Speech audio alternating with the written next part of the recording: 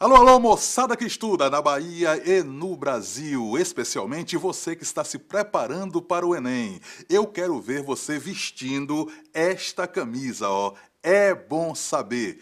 A partir de agora, estamos ligando o país de ponta a ponta através da educação e da cultura. É bom saber. É a frase, é o mantra.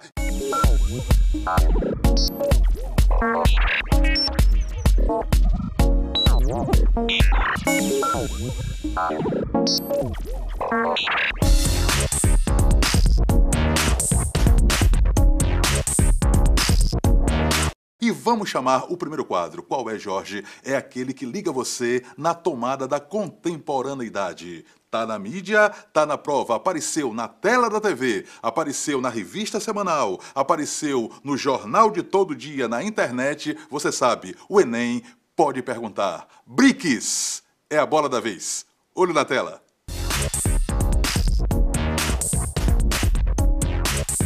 O termo BRICS foi criado em 2001 pelo economista inglês Jim O'Neill, que diz pelos quatro cantos do mundo a ideia de que os países emergentes ganhariam poder no cenário mundial. O grupo dos BRICS é formado pelas 5 economias emergentes: Brasil, Rússia, Índia, China e, mais recentemente, África do Sul. Não é um bloco econômico, mas sim países que têm índices de desenvolvimento e situações econômicas semelhantes e se unem para defender interesses comuns e ganhar força internacionalmente. E para a felicidade de nós brasileiros, as previsões de O'Neill estão se concretizando. A população dos BRICS é de quase 3 bilhões de pessoas. O Brasil já está em 6º lugar no ranking econômico e a China em 2º. 4 países do grupo cresceram mais que a média mundial. E segundo o FMI, os 5 países devem crescer juntos 24% em 2012, o que dá ao grupo voz nos organismos de decisão mundial. Em tempos de crise econômica, é tudo de bom juntar as forças e conseguir que a economia cresça.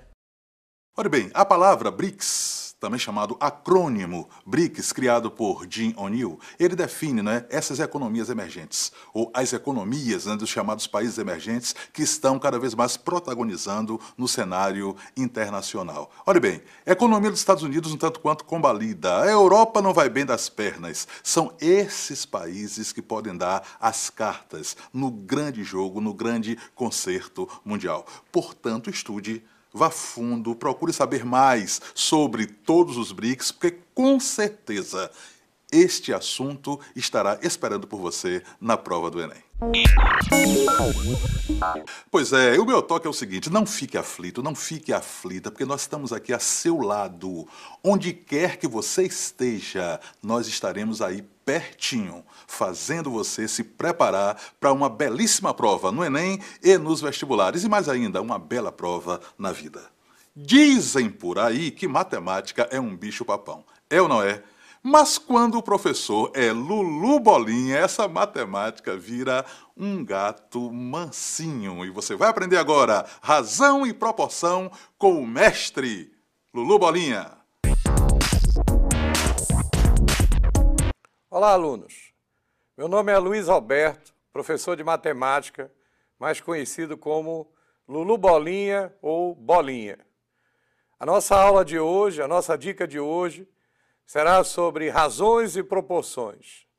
Quem está se preparando para as provas de concurso, Enem, vestibulares, sabe da importância de razão e proporção.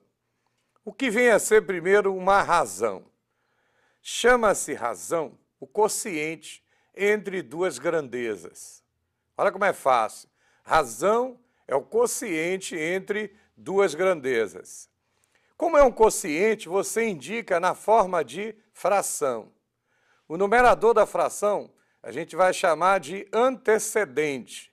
O denominador da fração a gente vai chamar de consequente. Por ser uma fração, o denominador não poderá ser zero. Claro? Bom, um exemplo, para a gente perceber como é simples.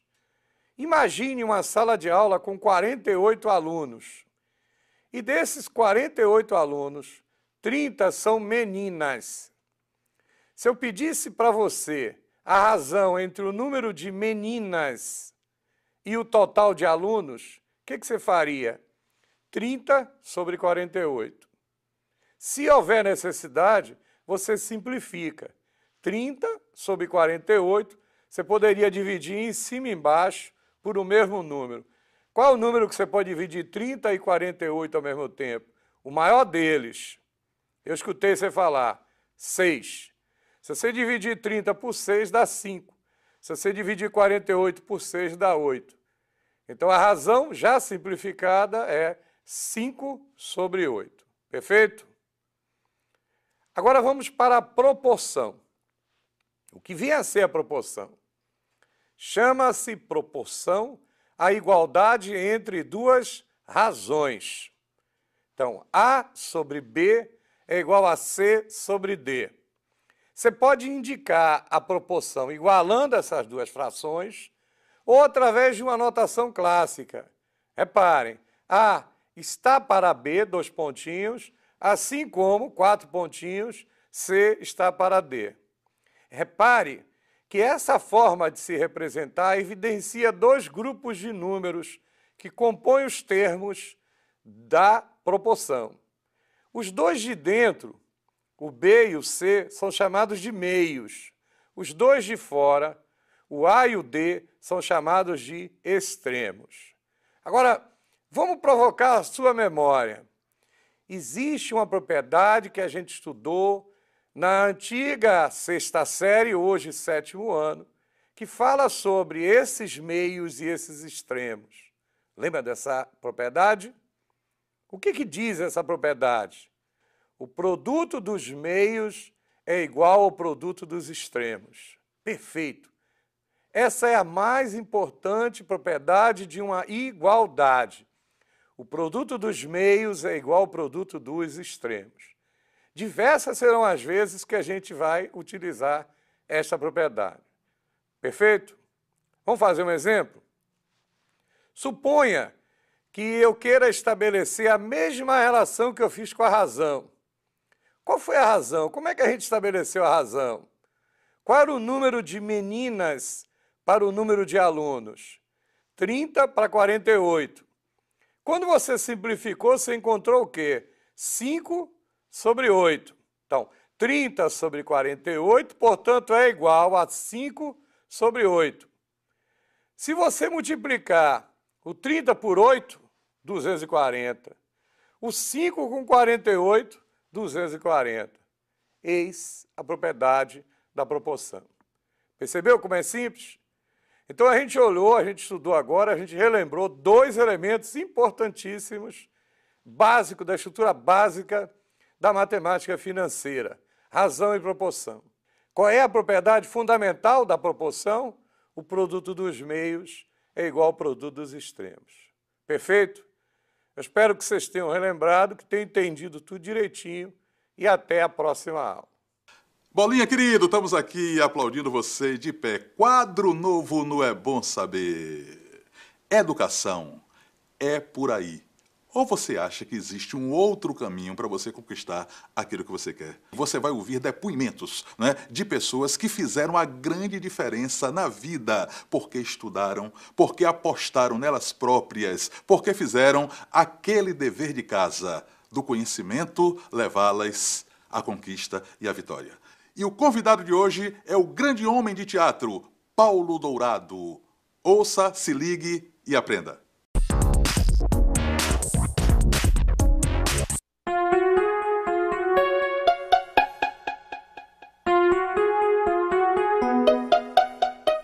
Olha, eu tive uma infância de sonho, eu nasci no Monte Serra.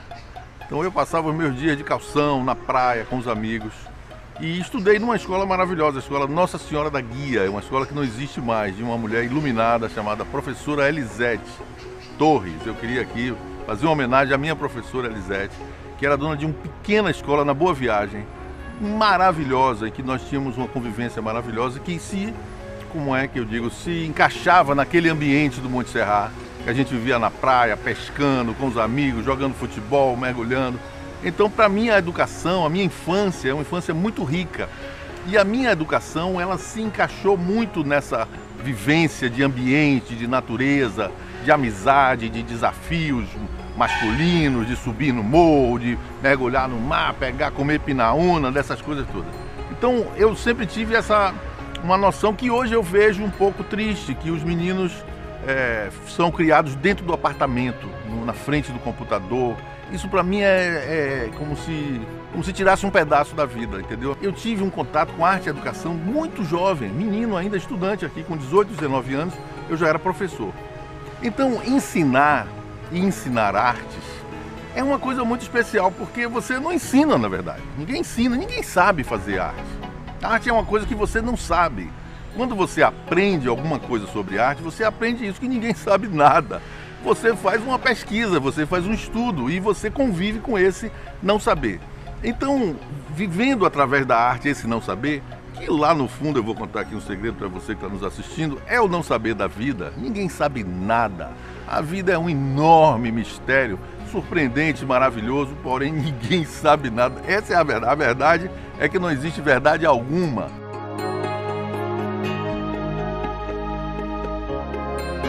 Então, com isso, eu acabei me envolvendo. Meus trabalhos são trabalhos sobre história baiana, sobre Búzios, a conspiração dos alfaiates, a revolta dos Búzios, sobre a Guerra de Canudos, sobre o descobrimento do Brasil. Então, eu me dediquei, fiz uma ópera, Lídia de Oxum. Então, a minha vida artística acabou se voltando, Los Catedráticos, com poesia, acabou se voltando para esses temas da Bahia, da poesia, da arte, da história. Então, naturalmente, a minha vida, que alguém pode dizer, você é um artista, é um diretor de teatro, nós estamos aqui na escola de teatro, mas a minha atividade teatral, para a minha arte, o teatro sobretudo, e o vídeo também, que eu também trabalho com isso, tem essa relação com a revelação da história. Tem gente que pensa que a escola, gente muito interessante, que a escola deve ensinar as pessoas a aprender. Então, ser educado seria aprender a aprender. Maravilha, concordo 100%. Mas eu acrescentaria um grãozinho de areia. Não apenas aprender a aprender. Aprender a gostar de aprender. Aprender a se maravilhar com a aprendizagem. Isso é o fator humano. Não é somente aprender, porque aprender, a gente não aprende nunca muito. Não aprende tudo. Tudo é impossível. E nem nunca aprende muito. Aprende um pouquinho. Mas se você aprende a gostar de aprender, se você aprende a maravilha do que é aprender, você vai ser uma pessoa educada. Para mim, educação é por aí.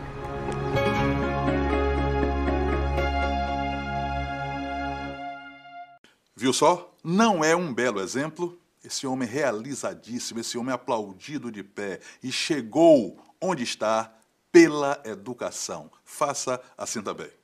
Pois é, gente, primeiro bloco foi embora, mas no segundo bloco tem mais, tem muito mais, tem a interaula, que é, na verdade, o nosso grande prato de resistência, a maneira como o Enem aborda. E eu sei que você está louco, está louca para aprender, estamos aqui para isso, colado com você, hein? Esse Enem vai ser uma vitória nossa.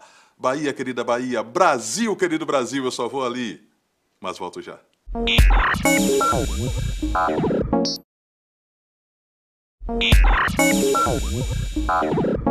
De volta com o É Bom Saber, o programa da moçada inteligente, o programa dessa Bahia que estuda, o programa deste país que quer aprender. Estamos com você, hein? Não esqueça disso. E você vai ser vitorioso, vai ser vitoriosa.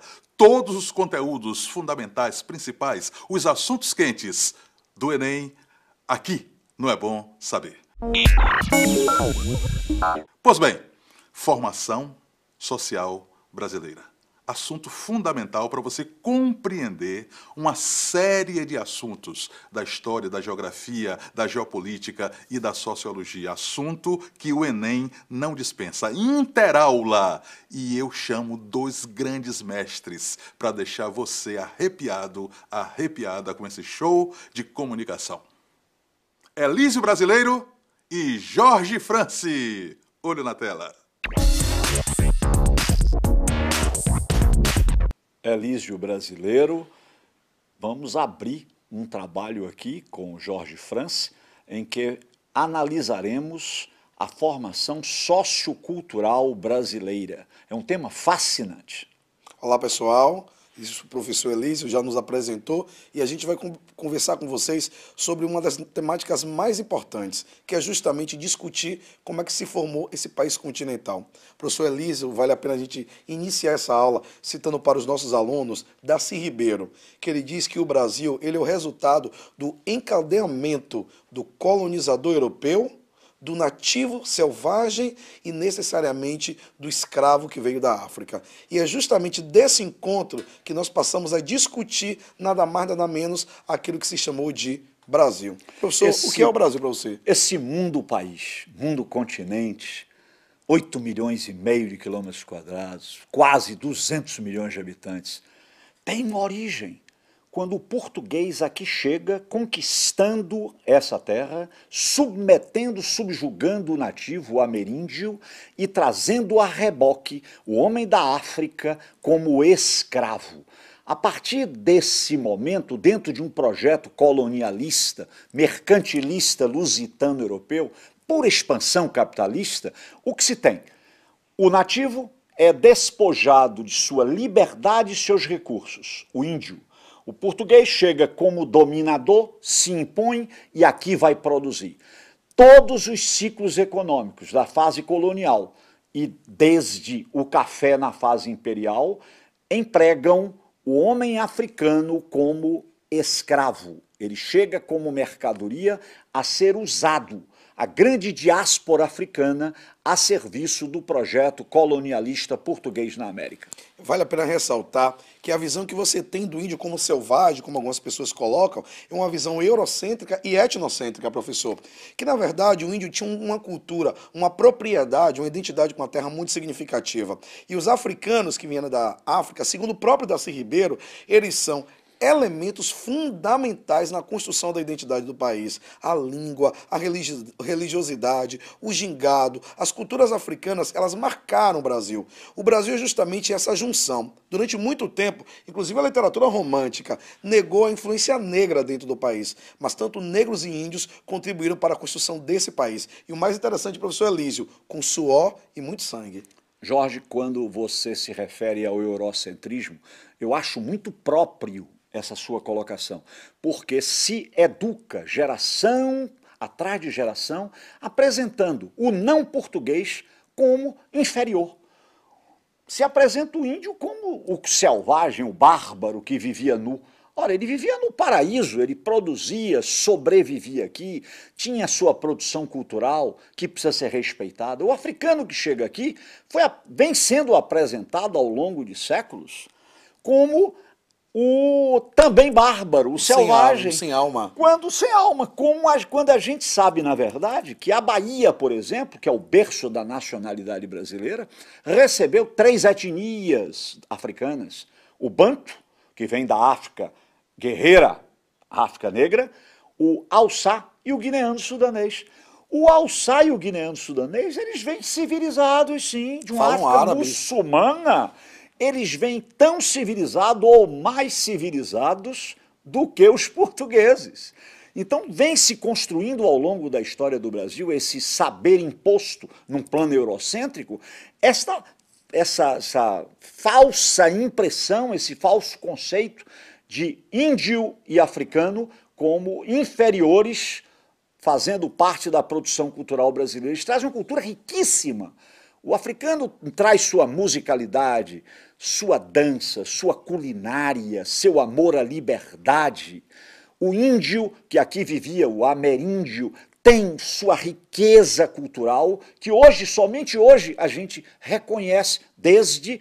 Sempre que eu gosto de falar sobre isso, eu ressalvo o movimento modernista, Semana de Arte Moderna, que levou a sociedade brasileira a se repensar seus valores históricos, inclusive. E construir sua brasilidade. E vale a pena ressaltar, e é um tema muito forte para você que fazer Enem e vestibulares, que uma das revoltas mais importantes do ponto de vista muçulmano da história das Américas aconteceu aqui na Bahia e foram feitas por esses negros Haussás, que é a revolta dos malês, que ocorreu lá no período regencial.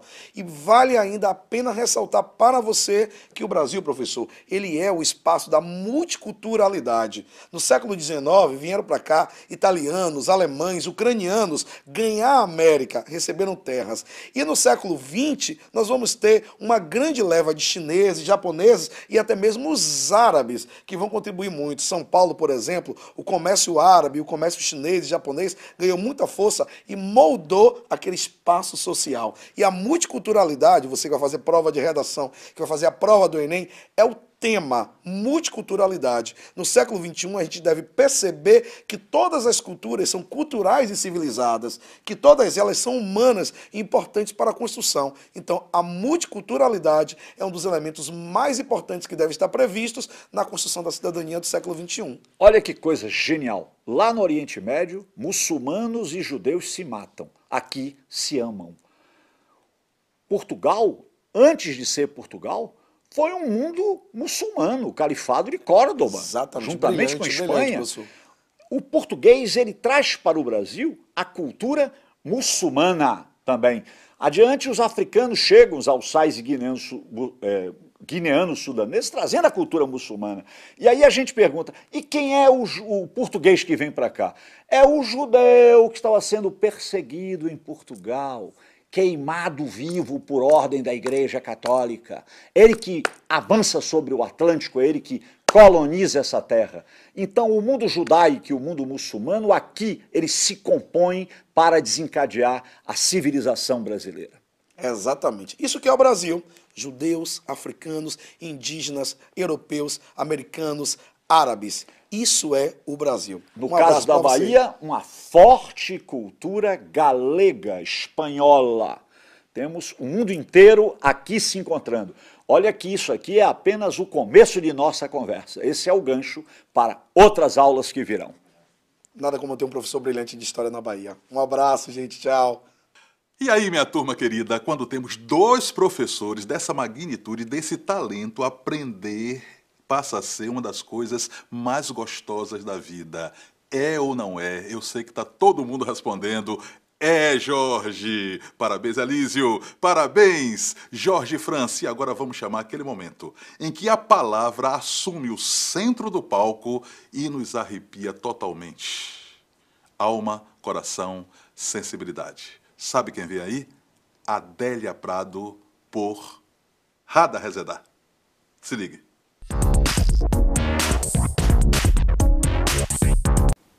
Há mulheres que dizem: meu marido, se quiser pescar, pesque, mas que limpe os peixes. Eu não. A qualquer hora da noite eu me levanto, ajudo a escamar, abrir, retalhar e salgar. Oh, é tão bom, só a gente. Sozinhos na cozinha, de vez em quando os cotovelos se esbarram, ele fala coisas como: este foi difícil, prateou no ar, dando rabanadas, e faz o gesto com a mão. O silêncio de quando nos vimos a primeira vez atravessa a cozinha, como um rio profundo. Por fim, os peixes na travessa. Vamos dormir. Coisas prateadas espocam. Somos noivo e noiva. O silêncio de quando nos vimos a primeira vez atravessa a nossa cozinha como um rio profundo. Se isso não for poesia, eu não sei mais o que é. Adélia Prado é uma das principais, das magnânimas poetas, poetisas da nossa contemporaneidade. Esses dois peixes casados, nesses pequenos gestos de amor, vão revelando a grande relação de um casal. Eu acho que você precisa colocar mais Adélia Prado na sua veia, a melhor poesia brasileira na sua alma. Leia, viaje, faça da sua imaginação um paraíso de imagens e de metáforas. E tudo isso você pode conseguir lendo Adélia Prado.